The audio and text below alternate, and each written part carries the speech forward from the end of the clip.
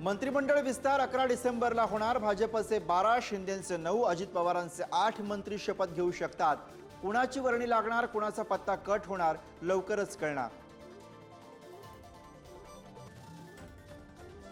कालिदास कोळंबकरांनी घेतली विधानसभेच्या हंगामी अध्यक्षपदाची शपथ। कोळंबकर नवनिर्वाचित आमदारांना पद आणि गोपनीयतेची शपथ देणार।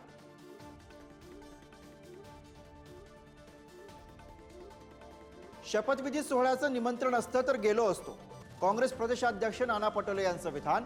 तर फडणवीसांनी सर्वांना फोन करून निमंत्रण दिलं होतं, चंद्रकांत पाटलांचं स्पष्टीकरण। लाडक्या बहिणींचं 2100 रुपयांचं आश्वासन पूर्ण करावं, सुप्रिया सुळे यांची मागणी।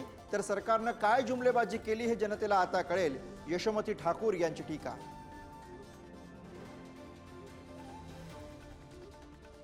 शंभू बॉर्डरवरून दिल्लीकडे शेतकऱ्यांची कूच।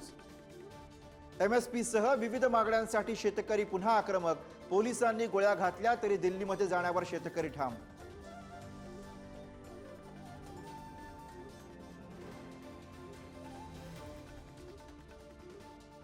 पुण्यामध्ये सुसपाषाण रोडवरती भीषण अपघात। आलिशान गाडीनं 3 ते 4 वाहनांना दिली धडक। संतप्त जमावाकडनं कारची तोडफोड। आरोपी कार चालक पोलिसांच्या ताब्यात। शंभू बॉर्डरवरनं दिल्लीकडे शेतकऱ्यांची कूच। एमएसपी सह विविध मागण्यांसाठी शेतकरी पुन्हा आक्रमक। पोलिसांनी गोळ्या घातल्या तरी दिल्लीमध्ये जाण्यावर शेतकरी ठाम। आरबीआयकडनं पतधोरणामध्ये कोणताही बदल नाही। रेपो रेट 6.5% कायम। ग्राहकांच्या कर्जाचे व्याजदर जैसे थेच राहण्याची शक्यता।